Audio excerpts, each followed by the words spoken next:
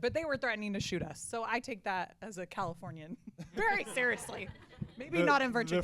The phrase was, "We know about the Second Amendment and we exercise our rights." Starting with a show of hands in the crowd, who here has ever secretly wanted to crash a wedding or harbored a hidden confession for an ex-best friend?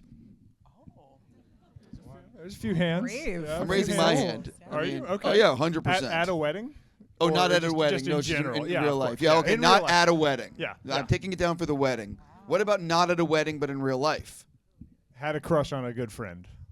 Okay, I guess I'm alone. Everyone, raise your Yeah, hand. it's really Oh, not liars, that liars. easy. I don't Crazy. believe any of you. That's how it starts. It's friendship. Thank you, thank you, thank you. I was like, there's no way it's just me. Right. Like, No, yeah, I should be raising my hand. I mean, yeah, come on. Everyone. Yeah, okay, not being serious. For right there it is. For each of you, what is the absolute worst real-life wedding disaster you have ever witnessed? I witnessed a pretty brutal father of the bride speech. I'm not going to go into it because they'll piece it together, but it was brutal. Someone almost died at my own wedding. I was so there. that was wasn't fun. great either. That was great. Yeah, a guy had too much to drink and almost died at my cocktail hour. Good thing everyone there was a doctor, EMT, or firefighter, so they rushed in. It was very dramatic. Her husband's a doctor. Yeah. So. I don't know if I have one. I don't know. I was dancing I was like break dancing. I dislocated my shoulder, kind of. Was that at my wedding? No. Your wedding It was was a long wild. time ago. Reed's wedding was very wild. It was very fun. Very fun. Oh yeah, that one was a disaster. At your wedding, yeah, I got sick. Oh, you did. Yeah, He got I never get sick. wasted. Rarely get sick. I got wasted too, but I held it like a champ. I'm like you. Reed, were you serving some questionable food? No. It was just I don't know what happened. We're all friends in I real don't know life. what In case you can't tell, we're actually friends. So, Reed, this being serious, this started as a play. How close is the movie to the play, and when did you realize, wait a minute, I think I want to make this a movie? Yeah, so the original piece was actually, it was a 25-page, I was going to film it as a short film or something, and it was just the wedding stuff. And then we were in an acting class together, and our teacher, Wolfgang, bought us and said, does anyone have anything we can put up as a one-act stage play? And I said, well, I have this, that we could do this, and he liked it, and they happened to be great for the roles, and so we started rehearsing it and working on it, and eventually we kind of realized we could expand it and add the college flashbacks and flesh it into a full-length thing. And so we added those, and at that point the structure was wedding, flashback, wedding, flashback, wedding. So it was 5 long scenes. And we put that up in 2015, so it was over a decade ago. And the response was strong enough that I stuck with it for years. It restaged several times with different casts. And in 2019, I was talking to a theater company about producing it in North Carolina for hopefully an off-Broadway run. And then that was the first mention of, like, could it be a film? And my first instinct was like, no, I like it as a play. It can't change. But then I was like, that's crazy. You need to take that opportunity and try to make something of it. And so I turned it to a screenplay in 2019, and then COVID hit and killed all of those plans. And so after COVID, I kicked it around a little bit and finally decided if I knew I wanted it to exist, I should film it myself, and reached out to my former castmates because I knew I needed to do it fast and cheap. And I've always wanted to do it with him again. So cheap. We're so Well, just because I knew I needed people who could get it in one take. There were many times where it was like, we have one take. You need to knock it out. So fortunately, they were free, and it was so fun to step back with them 8 years later. Yeah, I heard it. I hear what I said now. Cheap. It's true. It's true. Right. high quality but cheap. I am curious though, like, what if anything changed between the play and once you started writing? Yeah. You So know what I mean? the big things that changed is, the play was, again, those 5 long scenes, and a lot of them are in one location, like one room, and the basement of a church. And so I realized that that's not going to work. We need to make shorter scenes, put them in different places around a more scenic locale. And then I realized I could add some characters, because originally it was just the 3 of us, and I kind of realized, well, I can have all these characters we talk about but don't see. I could have some scenes with them, and so I sprinkled some of the other characters in, and then just did some rearranging and added a few college flashbacks that weren't there, and just made it a little bit bigger than the play was. So I noticed in the film, obviously, did you film the flashbacks at the end? How did the filming go? Yeah, Travis and I had beards. Yeah, I was gonna say. This is very sophisticated. We had beards for the wedding stuff, so we filmed all that first, and then we shaved and shot the college stuff. And I threw in extensions. And Kelly threw in extensions. So, yeah. Because every Yeah. college girl has long hair. Yeah. So the title is a riff on "Till Death Do Us Part." So did you have any alt titles? Like, how much did you debate the title? The play version was called For Better, For Worse. And Do Us Part was another title we kicked around then. I like both of those because they are wedding centric, but there's also once you know what the story is and once you know what these friends are, you understand why it works for them, right? You understand that they're friends for better, for worse. You understand that Do Us Part, they did part ways. And there is a sense that a wedding is kind of a finality, right? It's a new beginning, which means it's an end of a previous life. And so I like both of those because they have to do with a wedding, but they also tell us a little bit of a story about what's going on with the three friends. For all three of you, I love learning about the behind the scenes, the making of a movie or a TV show, stuff you don't read in Wikipedia or in the press notes, whatever. So for each of you, is there anything that you think fans might be surprised to learn, or any cool behind the scenes stories that you want to share without realizing there's cameras here? I mean, I can go first. You all can brainstorm. I think the thing that I'm proud of, and I think it would be surprising to many people who try to make films, which I assume there's many of us in the audience here. We basically did this with the three of us and 4 other people. So it was a really small team who put most of this together. There were a few days where we had a bigger crew on, but it was really about 7 people for 16 days who made this film what it is. And I've said many times I'm a total idiot. I was falling face forward through all of this, and so I really surrounded myself with a good team who could do a lot on not very much and make this look like a bigger picture than it really was. So that might be surprising. Reed almost got run over.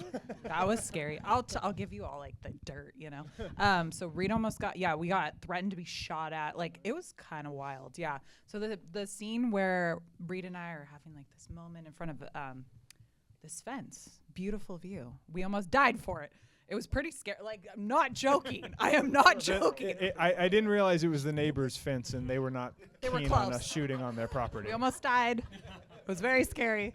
No, but they were threatening to shoot us. So I take that as a Californian very seriously. Maybe not in Virginia. The phrase was, "We know about the Second Amendment and we exercise our rights." So to me, good to know. Thank you. That's a threat. That's a threat. I also said, like, look, can I give you all some money to just shoot right here on the fence line? We won't go on your property. I'll just, can I just pay you $500? And the guy who looked exactly like David Cross, and so in my mind he is David Cross, he said, "Look at this place. The last thing we need is more money." It was like Yellowstone. I was like, honestly, I respected it. die. I was like, "You're right. You're exactly right. That is nothing to you." That was fun. I'm shocked that it was 3 years ago that we shot. It was 3 years ago. It doesn't feel that way, but that's one thing that maybe it's a long road doesn't come to get a across. But it was a picture of long your time life. ago, Yeah. and even going around all the festivals with it. So it's been going around. The dynamic between Ryan, Rose, and Mark feels like a real trio with years of history. What did the three? So you guys have been. When did you guys first meet? I'm changing this question completely. How long have you guys known each other? It has been a long time. Yeah. 2015 Long or time. 14. Well, we met 2013 or 14 was when we were in acting school together. So yeah, it's been a good long while. Yeah. Yeah. So I mean, that also explains the chemistry on screen because. Well, Steve, we're also phenomenal actors. Oh yeah. 100%. And we're cheap. 100%. No. So this is the glory hole joke is very funny. Everyone laughs. So talk a little bit about where that joke came from, and also doing the scene with a straight face and not cracking. Well, that was actually a joke that happened. We thought about that like 15 minutes before shooting that scene, actually. That was one of the rare script changes. So I don't remember who it was. So I heard the phrase glory hole on the wall as a joke. Someone said that, I think it was Xander, our sound tech and one of the producers, said that as a passing mixture. And I thought, that's kind of funny to mix up glory hole and hole in the wall. And we were literally about to shoot that scene, and I was like, we could just put it in this scene we're about to shoot. And it kind of needed a button, so it was really kind of a spur of the moment pun that came up on set. And how I did not break. This one sometimes in real life says funny stuff where I'm like, are you joking? Are you that adorable? Like, you don't know what that means? But yeah, no, you can channel that naivete really well. So I believed it. It felt real. So there's a lot of history between the characters that we don't see, that we sort of hear about. So how did you decide what was important enough to show and and discuss, and how much and what to leave unsaid? I had, before I wrote this script, you're really taking me back, I've kind of forgotten this. I had the idea of a scene where a woman is drunk and she said, and it's a similar setup where the guy's in love with her and she says drunkenly, "I love you," like as a friend, and he like knows that it's not quite the "I love you" he wants, and so he just responds, "Good night, person." That moment is all I had, and when I was when we decided to expand this into the college scene, I thought that really fits here, and I could craft a scene around that, and then that grew into why is she drunk and when is it happening, and I was dealing a lot with like graduating. It was just a few years out of college, so I was nostalgic for that, so that got into her character a lot. I'm kind of rambling here because it's such a good question. I'm just gonna BS my way through it, but yeah, I think part of it was just I had a few nuggets of ideas that I thought worked with these characters. I mean, another thing was just the constraint that it was a play, and I had basically 2 scenes at the time. I was going to write 2 scenes where we get enough of their flashback to know enough about them. So I only had the 3 characters. I couldn't do anything big, and when I went to the film, I didn't have the budget to do anything big, so it stayed basically the same. I don't have a good answer for that, Steve. That's fine. I got plenty of other questions. Yeah. I'm going to go what we Someone's gotta say it. I swear I'm almost at you guys. I have individual questions for both of you. But Reed, you wrote this, you directed this, produced this, and then gave yourself arguably the character with the least impulse control. Was that an act of bravery or terrible judgment? Good question. So the original premise of this idea, and you all know it, but for the cameras, I don't want to say too many spoilers. The original premise was a person comes to crash the wedding, and the best man tries to stop that from happening because he has his own secret thing going on. He has his own reasons for doing that. You all know that, but I'm not going to spoil it. And I like that premise because it's like, oh, it's lovely and what a sweet sacrifice. And then the immediate next thought was like, so he should just be the worst person you've ever met that you should not expect capable of such a thing. And once I had that idea, I kind of channeled a little bit of Romeo and Juliet with like Romeo, Mercutio, Rosalind, all the names that's totally intentional. And so Mercutio has, low impulse control. He's crude, he's crass, but he's also like really loyal to Ryan. And I've played Mercutio before. It's one of my favorite roles to play. And it's just, I love that character where he just says whatever the hell he wants and seems like kind of a bad guy. But when you dig deeper, he's a little broken and he's really loyal to the person he thinks is like more decent than him. And maybe by protecting that, he can redeem himself. And so that's just the character I like to play, that fast-talking Lothario with a heart of gold. No, I mean, no. I'm not trying to come across like anything. But my next question. My next question. Okay. My next question was literally: you could have written yourself as Ryan. Why was Mark the character you wanted to play? Oh yeah, I mean that's the reason in my brain. I'm like, yeah. You know what I mean? Yeah. Just ignore me. English is a second language. Mark is described as the reason so many women don't trust men. How did you find that line between making him funny versus making him unlikable? And were there jokes or lines that got cut for going too far? There were jokes that got cut. I see laughter changed. over there. So there were a few jokes that got cut. I could have probably cut a few more. Yeah, it's a fine line to walk. And I don't want to. He's kind of the Barney Stinson character, right? You don't want to condone everything that he does. I tried to have some fine lines that you do know he wouldn't cross, and he's not fundamentally out trying to get girls drunk and take advantage of them, but he certainly is loose and casual with sexual escapades. But there were some lines that got cut that I thought were just a little too harsh. But I mean, I want it to be on that line, and for some people it's going to be too far, and for some people it's going to be okay, and that's totally your call. I don't judge you either way. Mark is terribly flawed. I don't try to hide that. If Mark gave you, Reed, wedding advice, would you actually take it? Well, in a way he did. The thing I like about him is that he does have kind of a realist sense to him, and Ryan has this grand ideal vision of love, and Mark is the one who kind of says like, look, man, ditch all that shit. Sometimes you're a little tipsy at a bar and you kiss her and it's wonderful. Just like that kind of, this love doesn't always come from grand gestures. It comes from just everyday interactions, and chemistry happens in unexpected places, and it's not always fit for the movie screen, but that's what life is. And so I think I tried to take, I did have a lot of Ryan in me. I did have that kind of idealistic sense, and it was the Mark side of me that was like, no, man, you You just got to go out there and meet people. Kelly, got some. Yes. Yeah, Yes. you're on now. You ready? Okay. Rose makes a decision that is either incredibly romantic or absolutely insane, depending on your perspective. Where do you land? Depends on the day, you know? Depends on the crowd. Some people, I'm polarizing, you know, not me. But Rose is very polarizing, you know? It's where you are in life. So brides, if I have any brides in the audience, they always hate me. Like, they want to kill me. I'm like, I get it. I've been a bride and been like, oh my gosh. When I first got the script, I always say, like, I was insulted, honestly. I thought, like, wow, Reed thinks I can play this, I thought, horrible person.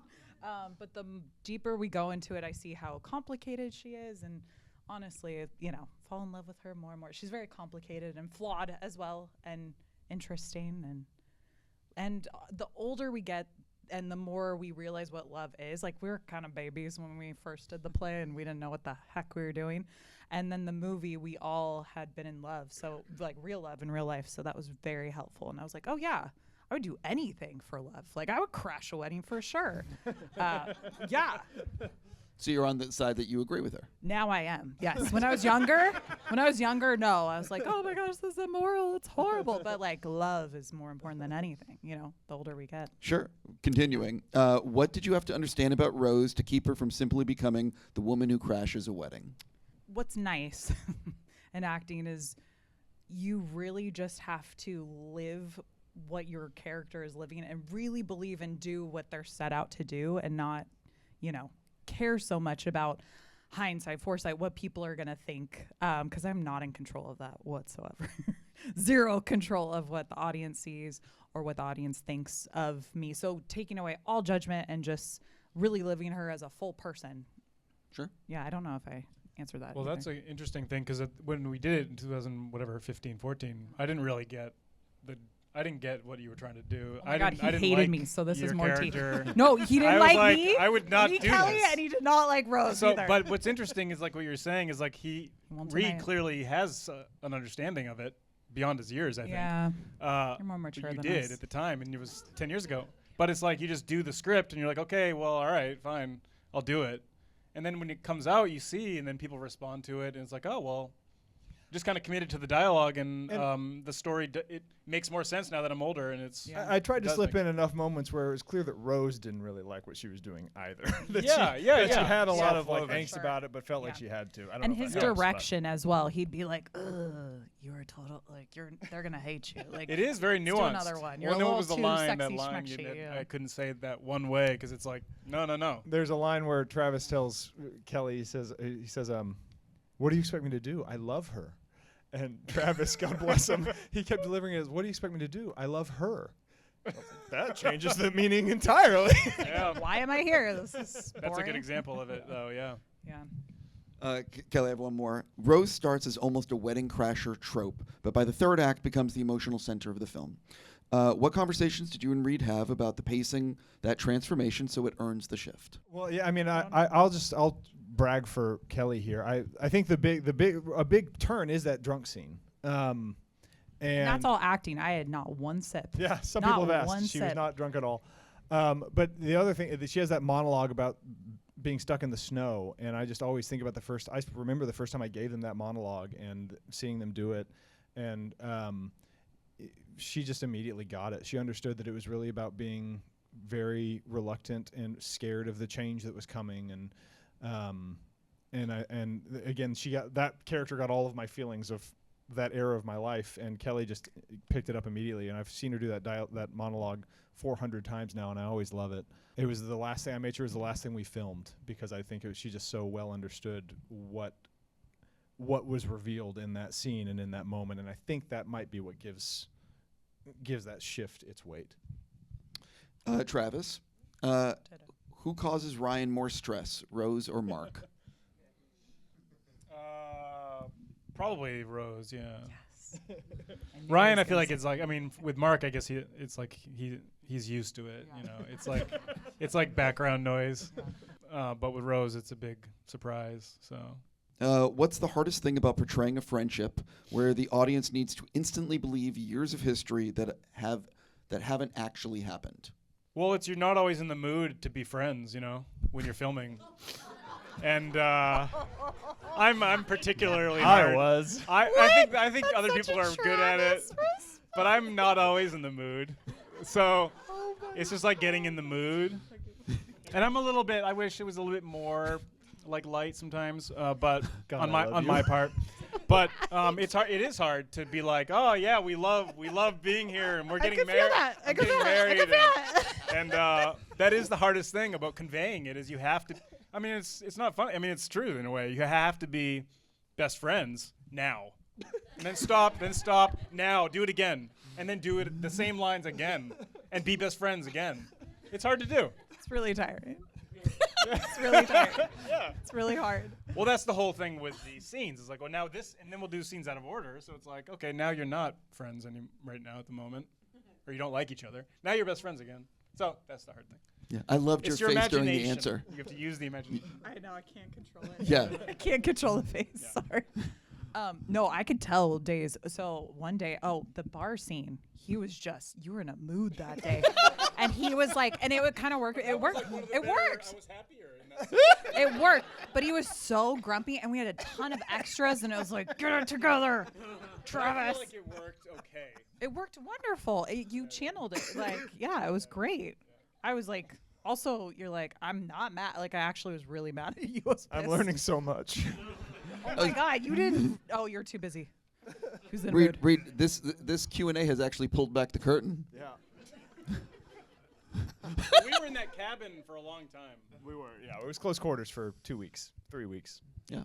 Okay, continuing on so I can get more facial reactions.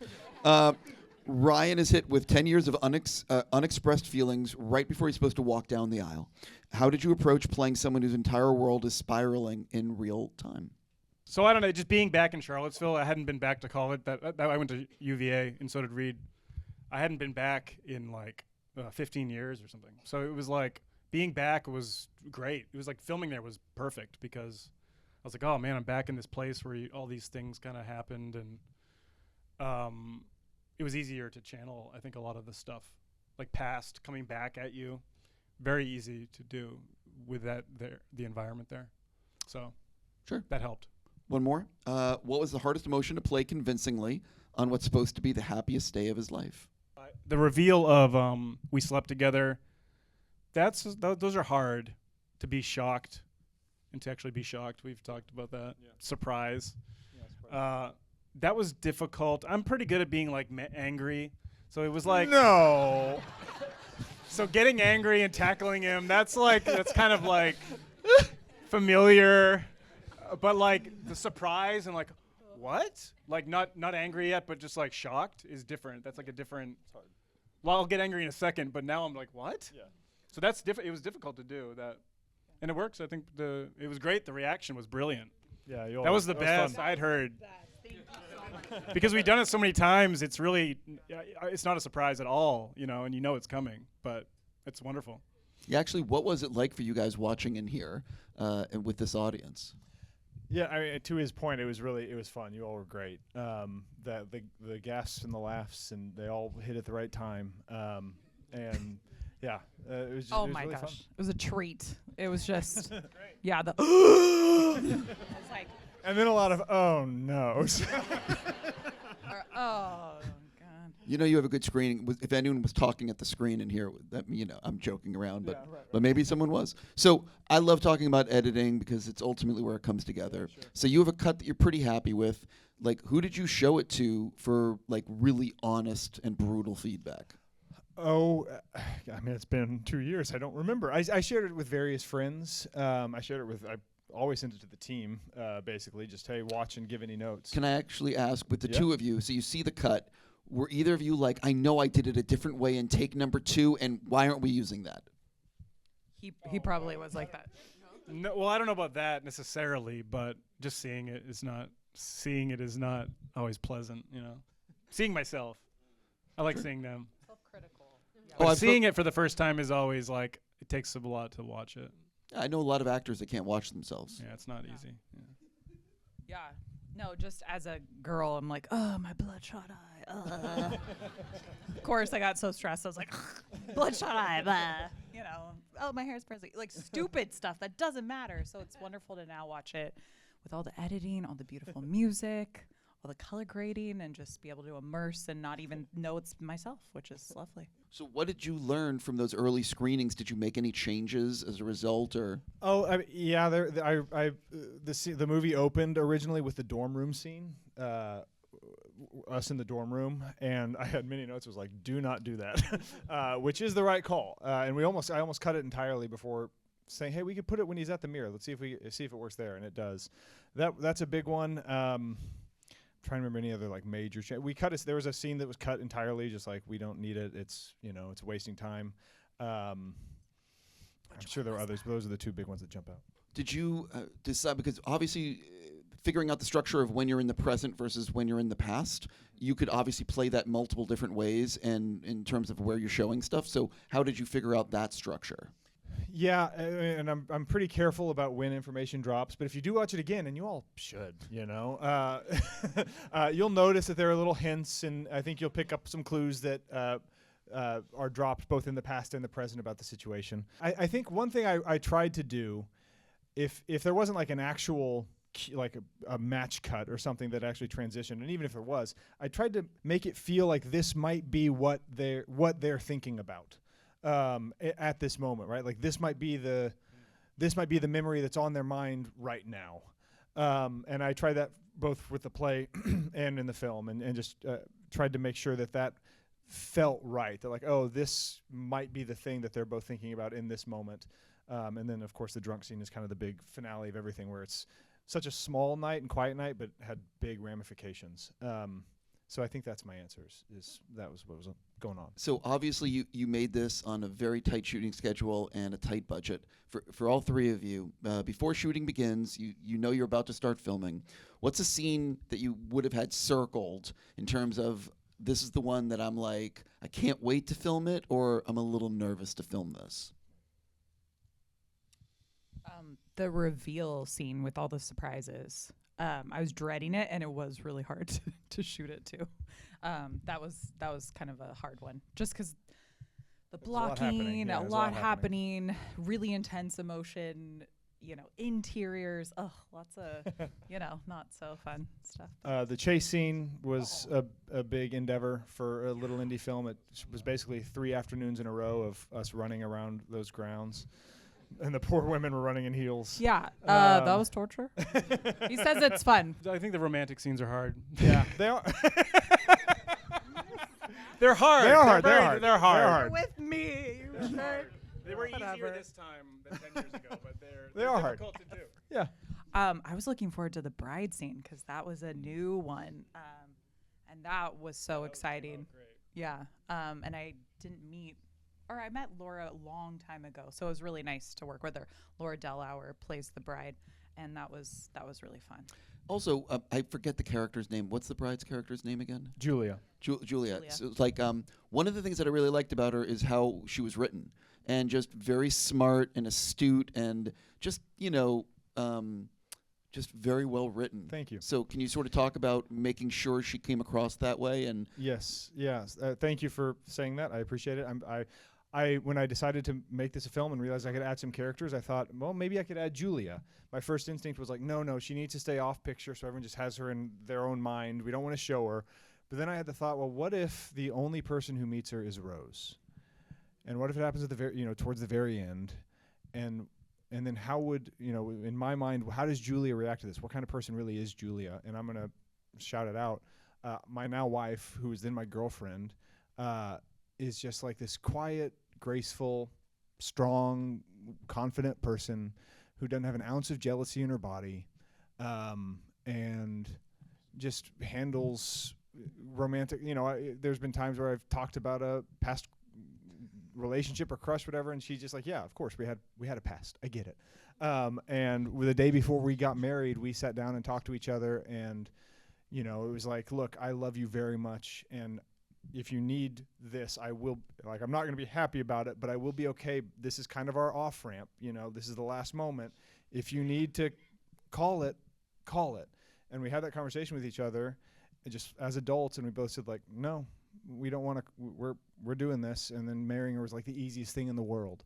So it's just this like I realized it was this meeting of Rose, who's still kind of insecure and figuring things out, and then Julia, who's just Julia, who's just not our like calm characters. and confident and secure, and that's where Rose needs to get to, and so having her meet that face to face, I just thought was a really nice idea. So I hope it played. Yes, Laura Arnold, his wonderful, beautiful, talented wife. It's a great scene. Oh, thank you. I love that scene. Yeah. We did it really quickly too because the sun was setting. Yeah, it was a race so against we the had clock. to do like 1-2 takes. Kelly especially had one take. I think you had take one for medium and one every- close up. Yeah. Yeah. Yeah. No pressure. Oh, I'm a closer. That's why I'm cheap but good. I probably shouldn't have said that in front of. Sorry, Mom. I didn't mean it like I am not Mark. Rose. Everything about that is great. That answer, perfection. So I am curious for the three of you. Is there anything that you hope that couples argue about on the drive home after seeing this movie or watching it at home? I don't know if I will hope for this, but I think it's fun if people, if someone kind of understands what Rose is doing, and if someone really hates it, that's always a fun split. There's a split on Mark, is he a decent guy or not? There's a debate that could be had. I guess whether he should go with Rose or not. Well, that's did anyone think maybe Rose would end up with Ryan? There were some. Did anyone think absolutely not? Not if he was smart is the answer. That's a fair answer. That's fair. Yeah. I'm glad there was some ambiguity in the room, though. That's fun. We've been talking for a while, and I'm just going to say, and I really mean this, I think I got through most of my questions. I'm just going to say congratulations on pulling this off, because I know that, it's really fucking hard to make a movie, and it's really extra hard to make an indie, where, as you talked about, having very limited takes, limited locations, and just trying to make magic happen. By the way, were any of you, carrying lights and stuff? Was it one of those kind of situations? I did hair and makeup. That was a big deal. Yeah. Everyone kind of did Hair and everything. makeup? I mean, it was In my very. It trailer. was. You were in your trailer. Yeah. Right. No, you weren't. It was very much a We group were all effort. helping.